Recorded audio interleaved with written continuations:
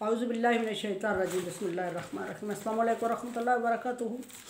सूरह अल-माइदा चल रही है हमारी और 12 नंबर 6 है और रुकू नंबर 10 और आयत नंबर अभी 42 शुरू करते हैं। पीछे हमने आयत नंबर 41 में जिक्र किया और आयत नंबर 41 पे अल्लाह तबारक व तआला ने नबी सल्लल्लाहु अलैहि वसल्लम को तसल्ली दी कि आप इनकी बातों पे परेशान न हुआ करें। अब नबी सल्लल्लाहु अलैहि वसल्लम क्यों परेशान होते थे ये पीछे डिटेल गुजर चुकी है और अल्लाह तबारक व तआला ने तसल्ली दे के किन चीज़ों से नबी सल्लल्लाहु अलैहि वसल्लम को आगाह किया जो कि नबी सल्लल्लाहु अलैहि वसल्लम के इल्म में नहीं थे, उसके लिए अल्लाह तबारक व तआला ने फरमा दिया उनको। और दो कैटेगरीज का जिक्र किया अल्लाह तबारक व तआला ने, एक मुनाफिकीन का और एक यहूदियों का। आगे देखते हैं आयत नंबर 42 में अल्लाह तबारक व तआला अंजाम दोनों का अल्लाह तबारक व तआला ने खिज़्यन अज़ाब नज़ीर कर दिया। अब देखते हैं कि इस आयत में अल्लाह तबारक व तआला ने यहूदियों के साथ अल्लाह ताला मुखातब है, यहूदियों के लिए निशानियाँ बता रहा है अल्लाह तबारक व तआला।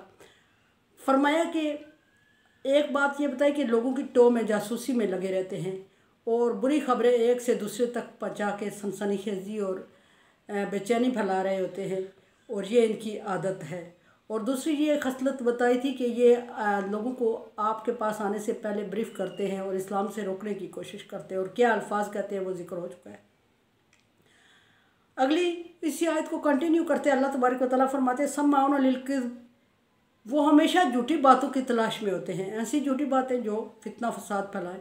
वाकिलून सुख्त, और ये हरामखोरी में मुब्तला होते हैं। वन जाऊका, अगर वो आपके पास आएंगे। सवाल ये है कि किस बात ये डिटेल में आएगी बात कि कब वो नबी के पास आना चाह रहे थे। सारी बुरी बातों को अल्लाह तबारक व तआला जिक्र करके फिर नबी को फरमा रहा है कि वो आपके पास आना चाह रहे हैं। अगर वो आपके पास आएँ, अब नबी सल्लल्लाहु अलैहि वसल्लम को समझ नहीं आ रही है कि वो आ रहे हैं किस मसले में आ रहे हैं और मैं उनको क्या जवाब दूंगा। अल्लाह तबारक व तआला फरमा रहा है फ़हकुम बैनहुम औ आरिज़ अन्हुम, एक मसले का फ़ैसला चाहते हैं आपसे, फ़ैसला करवाने आ रहे हैं। आप चाहें तो उनके दरमियान फ़ैसला करें, चाहें तो उनको इनकार कर दें, ये आपको इख्तियार है। आगे फरमाया इन तुरिज़ अन्हुम फलन यज़ुर्रुका शैया, अगर आप उनको इनकार करते हैं तो समझें कि वो आपका कोई नुकसान नहीं कर सकते, यानी उनसे आपको ख़तरे का अंदेशा नहीं है। वाइन हकमता फ़हकम बैनहुम बिलक़िस्त, अगर आप उनके दरमियान फ़ैसला करते हैं, आपकी मर्ज़ी है, तो फ़ैसला इंसाफ से कीजिएगा। और इन्नल्लाह युहिब्बुल मुक़्सितीन, अल्लाह तबारक व तआला इंसाफ करने वालों को पसंद फरमाता है। कैफ़ युहक्किमूना, ए नबी कैसे वो युहक्किमूना का, ए नबी कैसे वो आपको हाकम मानेंगे या कैसे आपके फ़ैसले पे मुत्तफ़िक होंगे। इंदहुमुत तौरात, अगर वो आपके फ़ैसले पे मुत्तफ़िक होते तो उनके पास तौरात मौजूद थी और तौरात में वही अहकामात थे जो अभी आप उनको बताएंगे। फ़ीहा हुक्मुल्लाही, उसमें भी अल्लाह का हुक्म था और इसमें आप भी अल्लाह का हुक्म समझेंगे, इसलिए ये मत समझे कि वो आपके फ़ैसले पे मुतमईन हो जाए। सुम्मा यतवल्लौना मिन बाद ज़ालिका, फिर वो उसके बाद फिर जाएंगे तौरात से और आपके हुक्म से भी फिर जाएंगे। वमा उलाइका बिल मुमिनीन, और वो मानने वाले नहीं हैं। यहाँ मोमिनीन का मतलब ईमान लाना या मानने वाले नहीं हैं। अब यहाँ एक बहुत बड़ी बात ज़ेरे गौर है इस मसले में कि नबी सल्लल्लाहु अलैहि वसल्लम के पास किस बात का फ़ैसला करवाने आएंगे और कौन सा हुक्म तौरात में मौजूद था और कौन से हुक्म को उन्होंने तौरात में नहीं माना। पीछे अल्लाह तबारक व तआला ने फरमाया था कि उन्होंने तौरात के कलाम को चेंज कर दिया, अपनी मर्ज़ी से बदल दिया है। फिर अल्लाह तबारक व तआला ने फरमाया कि वो लोगों को समझा के आपके पास भेजेंगे कि अगर इस हुक्म पे नबी सल्लल्लाहु अलैहि वसल्लम ऐसा फ़ैसला करेंगे जो हम बता रहे हैं तो मान लेना, अगर नबी ने ऐसा नहीं किया तो आपने नहीं मानना। अब हम उस हुक्म को तलाश करते हैं, किस के मसला क्या था जिस पर नबी सल्लल्लाहु अलैहि वसल्लम का हुक्म और फ़ैसला दरकार था उनको। मसला ये हुआ कि यहूदियों की एक कबीले में रेप का केस हो गया और रेप का केस यहूदियों के दरमियान था। यहूदी दो कबीले यहूदी थे, मर्द और औरत दोनों आपस में वो फ़ैसला नहीं कर पा रहे थे। कुछ लोग यहूदी पहले भी बता चुके हैं कि कुछ लोग अपनी किताब पे पाबंद थे और किताब के पूरे अहकामात को मानते थे और कुछ ऐसा तबका था जो नहीं मान रहा था, आधी आधी किताब को जिनने अहकामात को चेंज किया हुआ था, और कुछ ऐसे थे यहूदी जो डाउटफुल थे, जो मान तो रहे थे जिस तरफ भी कोई अपनी मर्ज़ी का हुक्म आ जाता, लेकिन उनके दिल में खलिश थी जहन में कि हुक्म इसके मुताबिक नहीं है। जो असल तौरात का हुक्म होगा वो कोई और होगा, डेफिनेटली इसमें कुछ बेचैनी है। इस तरह की कन्फ्यूजन थी उसमें। अब जब वो रेप का होता है उनके कबीले में, तो कुछ लोग कह रहे थे कि यहूदियों ने, चूँकि यहूदियों की तौरात में रेप का हुक्म संसारी था और जिस तरह के कुरान में है, और यहूदियों को जब ये हुआ तो यहूदी कुछ लोग कहने लगे कि इसमें संसार का हुक्म है, और कुछ कहते कि नहीं, यहूदियों ने अपनी तरफ से किताब में जो हुक्म डाला हुआ था वो ये डाला हुआ था कि मतलब उसका या फिर मुँह काला करके और गद्दे पे सवार करके तो उसको पूरे शहर का चक्कर लगवाते थे, या कुछ इस तरह की और अपनी तरफ से सज़ाएँ ऐड की हुई थी। जो दूसरा तबका, औरत वाला तबका था, वह मानने को तैयार नहीं था। हुजूर सल्लल्लाहु अलैहि वसल्लम के पास आते हैं तो हुजूर सल्लल्लाहु अलैहि वसल्लम के पास एक सहाबी भी मौजूद होते हैं जो कि तौरात के आलम भी थे अपने वक्त के, हज़रत अब्दुल्ला बिन में भी के। और वो जब नबी सल्लल्लाहु अलैहि वसल्लम के पास आए और पीछे से दूसरे बंदों ने उनको सिखा के भेजा कि अगर नबी सल्लल्लाहु अलैहि वसल्लम ने भी यही हुक्म दिया कि इनका मुंह काला करके तो इनको शहर का चक्कर लगवाओ तो फिर आप मान लेना, लेकिन अगर इसके अपोजिट हुक्म दिया सॉरी अगर हुक्म इसके अपोजिट है तो फिर आपने वापस आना है और नबी की बात नहीं माननी है। अब जब वो आए नबी सल्लल्लाहु अलैहि वसल्लम के पास तो नबी सल्लल्लाहु अलैहि वसल्लम ने उन्हीं में से एक बंदे से बुला के फरमाया कि तौरात के अहकामात क्या हैं इस बारे में, तौरात ले आओ। तौरात जब वो ले आए तो उन्होंने तौरात को, नबी सल्लल्लाहु अलैहि वसल्लम ने उन्हीं से कहा कि तौरात को पढ़ो और तौरात में क्या अहकामात हैं। तौरात का हुक्म चूँकि वो लोग चेंज नहीं कर सके थे, लिखा हुआ उनकी तरफ से अभी हुआ नहीं था, यानी ऐसा करना उनके रह गया उनसे। और जब ही नबी सल्लल्लाहु अलैहि वसल्लम ने तौरात पढ़ने का हुक्म दिया तो वो तौरात का आलम था और उसने पढ़ना शुरू किया तो उसको हुक्म ये था कि इस हुक्म को किसी तरह डिसमिस कर देना है ताकि ये हमारी तरफ से जो इसकी सज़ा लागू है कि इसको गद्दे पे बिठा के फेरेंगे और वही कायम रहे और नबी भी उसको मान जाए। आपने पढ़ने में इस हुक्म को, पहले चूँकि उनकी मशवरा हो चुका था, आप सल्लल्लाहु अलैहि वसल्लम ने उनको तौरात पढ़ने का हुक्म दिया और उसने बंदे ने पढ़ते पढ़ते तौरात के उस हुक्म पे, संसारी का जो हुक्म आया उस पर उंगली रख दी और अगली आयत को स्टार्ट कर लिया। और उन्हीं में से दूसरे बंदे ने कहा कि नबी इससे कहे कि ये हाथ उठाए, इसकी हाथ के नीचे, उंगली के नीचे जो हरूफ हैं, जो आयतें हैं वो पढ़े। नबी सल्लल्लाहु अलैहि वसल्लम ने जब उससे कहा तो जो हज़रत अब्दुल्ला थे उन्होंने, वो तौरात के आलम थे, उन्होंने आयत पढ़ के सुना दी कि आयत इस तरह है। उन्होंने जब नबी सल्लल्लाहु अलैहि वसल्लम के सामने तौरात को क्लियर किया तो सज़ा ये साबित हुई कि इसको संसार किया जाए।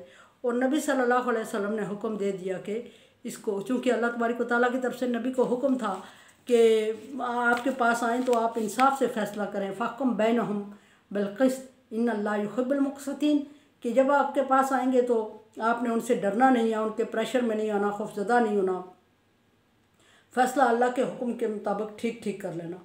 और अगर आप समझते हैं कि उनकी बात मान लें तो ये भी गलत है कि वो, और अगर आप समझते हैं कि ये भी ज़्यादा उम्मीद ना रखना कि वो आपकी बात मान लेंगे, क्योंकि कैसे मानेंगे, उनके पास तौरात में पहले ये हुक्म मौजूद था। और अगर ये अल्लाह के इस हुक्म को मानते, संसारी के हुक्म को, तो फिर वो तौरात के हुक्म को ही क्यों चेंज करते और आपके पास आते ही क्यों। आप ये बात जहन में रखें कि वो आपकी शायद फ़ैसले को नहीं मानेंगे, लेकिन नहीं मानेंगे तो भी आपने फ़ैसला सच इंसाफ के साथ कर देना है। फरमाया कि जब उन्होंने तौरात को पढ़ा तो तौरात में भी ये हुक्म था और कुरान पाक में भी ये हुक्म था, जो फ़ैसला मुत्तफ़िक हो गया। और जब मुत्तफ़िक हो गया तो उन्होंने अपनी तरफ से ये साजिश की हुई थी कि नबी सल्लल्लाहु अलैहि वसल्लम को ये हुक्म पढ़ के ही नहीं सुनाएंगे, हम आगे जंप कर जाएंगे और इस दरमियान वाली आयत को ट्रांसलेट नहीं करेंगे या नहीं छोड़ेंगे, क्योंकि उनको भी ये इल्म नहीं था कि नबी के पास तौरात के आलम भी मौजूद है।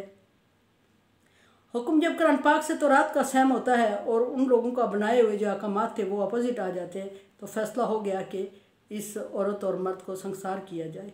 हज़रत अब्दुल्ला उनकी संसारी में, एक रवायत के मुताबिक हज़रत अब्दुल्ला भी संसारी में मौजूद थे और हज़रत अब्दुल्ला लिखते हैं कि फरमाते हैं कि जब उस औरत को संसार किया गया तो मर्द उसको पत्थरों से बचाने की कोशिश में लगा हुआ था।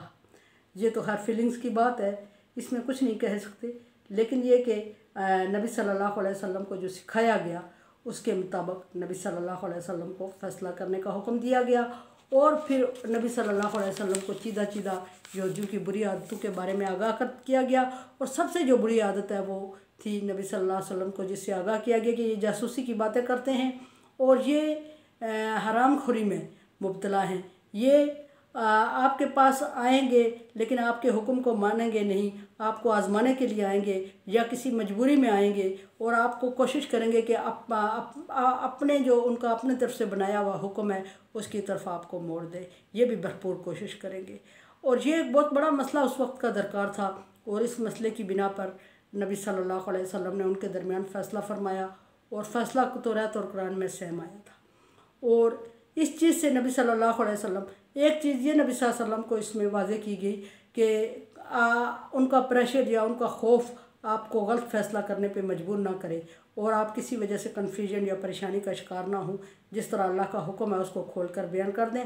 और आपको नबी सल्लल्लाहु अलैहि वसल्लम को फरमाया कि आपको सिर्फ अल्लाह की खुशनुदी चाहिए, आपको इनका तावन नहीं चाहिए, आपको इनका ताल्लुक़ नहीं चाहिए, क्योंकि इनमें से जिनकी किस्मत में फरमाया कि अगर आप समझते हैं कि ये आपका कोई नुकसान कर देंगे, आप इनके ख्वाहिश के ख़िलाफ़ फ़ैसला करेंगे तो ये आपका लन यज़ुर्रु का शैया, इसमें अल्लाह ताला ने ला नहीं बोला, लन हरगिज़ नहीं, ताकीदी जुमला है कि हरगिज़ आपका नुकसान नहीं कर सकते। नबी सल्लल्लाहु अलैहि वसल्लम को मजबूत कर दिया गया कि किसी के ड्राव में आके अल्लाह ताला के हुक्म के ख़िलाफ़ फ़ैसला नहीं करना। और ये हुक्म जो है ये सिर्फ नबी सल्लल्लाहु अलैहि वसल्लम के लिए नहीं था बल्कि तमाम मुसलमानों के लिए है कि किसी के ड्राव में आके, किसी लालच में आके, किसी कमज़ोरी में आके तो गलत फ़ैसला नहीं करना।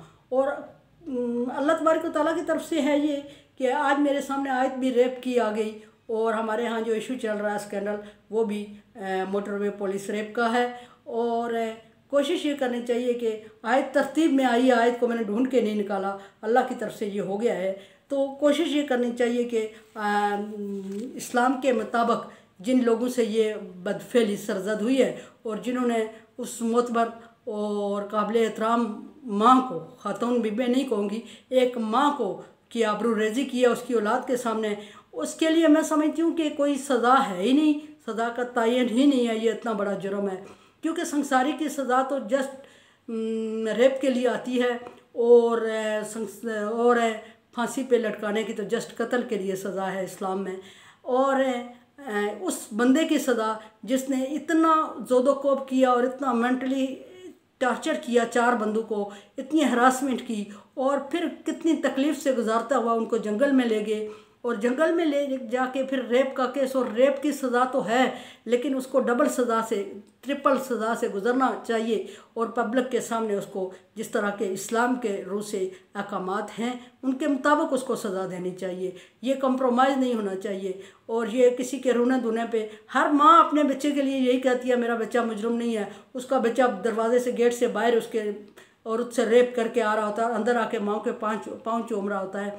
इससे गलतफहमी में नहीं रहना चाहिए। और दूसरा ये कि एक अल्फाज ये कुछ आ रहे होते हैं कि औरत इस टाइम बाहर निकली क्यों, तो आई एम सॉरी कि मैं इंतहाई माजरत के साथ ये अल्फाज कहूँगी कि औरत कोई शॉर्ट ड्रेस में रोड पे टहल नहीं रही थी, आवारागर्दी नहीं कर रही थी, बाइज्जत तरीके से गाड़ी में सफ़र कर रही थी। और फिर गाड़ी एक मोबाइल घर होता है हमारा और उसमें बंदे को सेव होता है और फिर वो अपनी फैमिली के साथ थी और फिर उसने दरवाजे गाड़ी के बंद किए हुए थे। और ये पाकिस्तान है, पाकिस्तान हमारी रियासत है, पाकिस्तान पे सिर्फ मर्दों की इजारादारी नहीं है, पाकिस्तान में औरतों का भी हक़ है। पाकिस्तानी इस्लामी रियासत है, इसलिए इसमें इस्लामी क़वानीन का नफाज होना चाहिए। और जो ये बंदा ये स्टेटमेंट दे रहा है तो उससे पूछे कभी कि हर दफ़ा गाड़ी से बाहर निकलते वक्त उसने अपनी गाड़ी का पेट्रोल चेक किया है और हर दफ़ा उसने कभी ऐसा किया है कि कभी, और ये भी कि अगर चलो औरत का कसूर मान लिया कि औरत अकेले बाहर निकली तो फिर मर्दों के कत्ल क्यों होते हैं उन्हीं जगहों पे। और फिर ये भी कि हुकूमत वक्त से ये मैं रिक्वेस्ट के तौर पे कह रही हूँ कि अगर मोटरवे का वो एरिया जो कि इंतहाई ख़तरनाक है उस पे पुलिस, मोबाइल पुलिस मौजूद नहीं है तो पुलिस का मकसद क्या है? क्या शहरों में डकैती के लिए, शहरों में पुलिस दिखाने के लिए और ख़ूबसूरत डेकोरेशन पीस के लिए पुलिस का इत्माम या इंतज़ामिया का इंतज़ाम होता है? असल ख़तरनाक जगहों पे के लिए ही ये लोग अपॉइंट किए जाते हैं। और ये बंदा जो स्टेटमेंट दे रहा है मुझे उसकी तालीम पे शक है और मुझे उन लोगों पे दुख है जिन्होंने इसको प्रमोट करके इस मोतबर सीट पे अपॉइंट किया, उसका कसूर नहीं है। सॉरी, ज़रा जज्बाती हो गई मैं क्योंकि केस हमारा ऐसा है और मेरे पास टॉपिक भी ऐसा आ गया। Like dislike as you like, मेरे चैनल को सब्सक्राइब करें और बेल आइकन को प्रेस करें और ज़रूर सब्सक्राइब करें कि मुझे आपकी ज़रूरत है। Thank you.